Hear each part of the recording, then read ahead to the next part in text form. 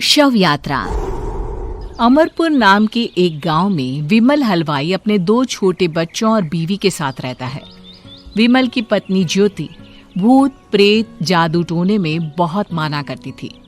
इसका बिल्कुल विपरीत विमल इन चीजों को दक्यानुसी माना करता था।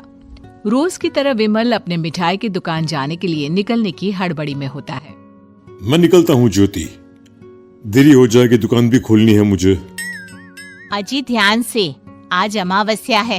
रास्ते में कोई कपड़ा या कुछ भी गिरा हो तो उसे लांग मत दीजिएगा, बगल से चले जाइएगा।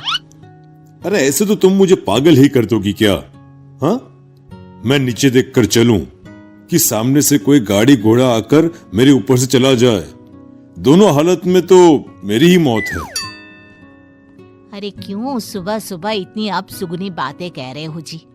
मेरे गांव में तो ऐसा आंखों के सामने होता हुआ देखा है मैंने, इसीलिए कहती हूँ, वरना मुझे क्या, पड़ोसी को तो नहीं कहना चाहती मैं। पति हैं आप मेरे, इसलिए बोल रही हूँ। विमल अपनी मिठाई की दुकान चला जाता है। दुकान पर पहले से ही ग्राहकों की लंबी लाइन लगी हुई थी। ये लो, वहाँ ज्योति अमावस्या को लेकर परेशान है और आज तो हमेशा से ज्यादा ही लंबी लाइन लगी पड़ी है। अच्छी खासी बिक्री होगी आज। विमल दुकान खोलता है। एक के बाद एक ग्राहक उसकी दुकान पर मिठाई ले रहे होते हैं। तभी गांव की एक बूढ़ी औरत विमल से कहती है, जिस तेजी से बिक्री हो रही है, कहीं किसी की नजर ना लग जाए, नींबू मिर्ची टांग ले। अरे क्या चाची तुम भी, ये सब नजर बजर कुछ नहीं होता है। कैसे लोग हैं मेरे आसपास। अपनी दुकान से शाम को विमल हंसते कूदते वापस घर आता है। हाँ, आज तो अच्छी खासी बिक्री हुई है। एक महीने में जितनी बिक्री होती है, एक ही दिन में आज उतने पैसे कमा लिए मैंने। ये तो बहुत अच्छा हुआ जी, आज ही घर की नजर उतारी है मैंने। बिक्री तो अच्छी होनी ही थी। अच्छा, तुम खाना लगा दो, सारा माल बिक चुका है। मुझे शहर जाना होगा, कुछ चीजों की जरूरत पड़ेगी। रात भर मिठाई बनाऊंगा, तब जाकर कल सुबह दुकान खोल पाऊंगा। खाना खाकर विमल शहर जाने के लिए निकल पड़ता है। सुनिए जी, ध्यान से जाइएगा। चौरस्ते पर किसी जादू टोने की चीज पर पैर मत रख दीजिएगा। हे भगवान, हद हो गई ज्योति, ये तो मैं जा रहा हूं। विमल गुस्से से शहर जाने निकल पड़ता है। रात का काला घना अंधेरा, चांद की एक भी किरण ना होने के कारण अंधेरे में कुछ भी देख पाना मुश्किल था। जंगल के बीच के एक अधकच्चे रास्ते से विमल जा रहा होता है। चारों तरफ गुफ अंधेरा और सन्नाटा सुनाई दे रहा था, और सुनाई दे रही थी विमल के पैर के नीचे आ रहे सूखे पत्तों की आवाजें। तभी अचानक दूर से उसे कुछ आवाजें सुनाई देती है। अरे, ये इतनी रात को जंगल के रास्ते कौन जा रहा है? शायद कोई टोली होगी। राम नाम सत्य है, राम नाम सत्य है, राम नाम सत्य है, राम नाम सत्य है। धीरे धीरे आवाज कुछ कुछ सुनाई पड़ती है। आवाज धीरे धीरे और नजदीक आती सी लगती है। विमल देखता है कि उसके सामने से सजी धजी सफेद कपड़े में लिपटी एक अर्थी निकल रही है, जिसके साथ 5 लोग ही थे। 4 आदमियों ने उसे कंधा दिया हुआ था। एक मटका लिए आगे आगे बढ़ रहा था। विमल के बिल्कुल सामने आकर अर्थी रुक जाती है। उसमें से एक आदमी विमल से कहता है, अरे भाई, जरा अर्थी को कंधा लगाना, मैं बहुत थक गया हूँ, बड़ी मेहरबानी होगी।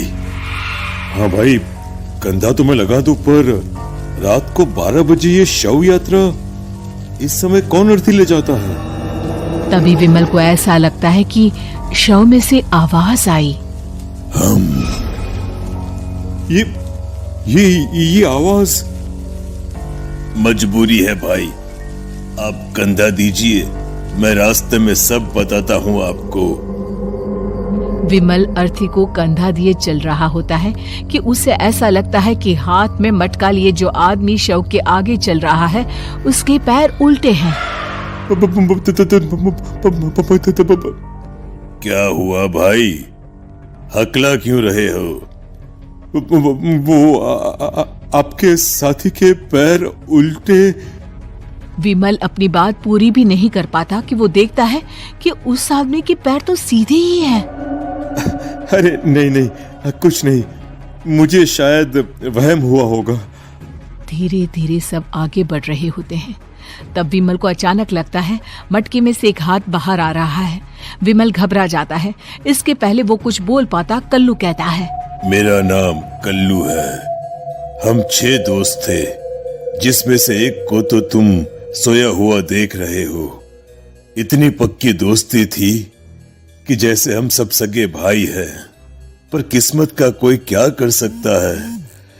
आज से 4 साल पहले एक नदी में हम सब नहाने गए थे, जिसमें डूबकर राजेश की मौत हो गई।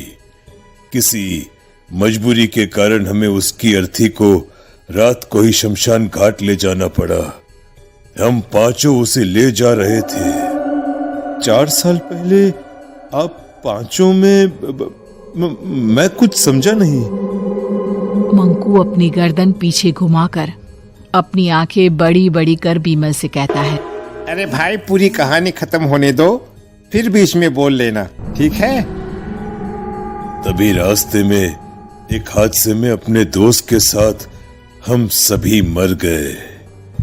वो सामने देखो, हमारा दोस्त। विमल सामने देखता है। उसे दिखता है कि एक ऐसा आदमी जिसका शरीर कई जन्मों से पानी के अंदर रहने के कारण सफेद पड़ गया है। उसकी आंखें बाहर की ओर निकली हुई थी। फिर ये अर्थी किसकी है? अर्थी के साथ के लोग अर्थी को नीचे रखते हुए एक साथ विमल की ओर देखते हुए कहते हैं, तुम खुद ही देख लो। विमल शव पर से सफेद कपड़ा हटाता है। शव की जगह खुद को ही देखकर विमल के होश उड़ जाते हैं। वो शव विमल की ही थी। पलक झपकते ही विमल उस अर्थी की जगह पर होता है। 6 के 6 दोस्त उसी तरह अर्थी को उठाकर चलने लग जाते हैं। राम नाम सत्य है। राम नाम सत्य है। राम नाम सत्य है।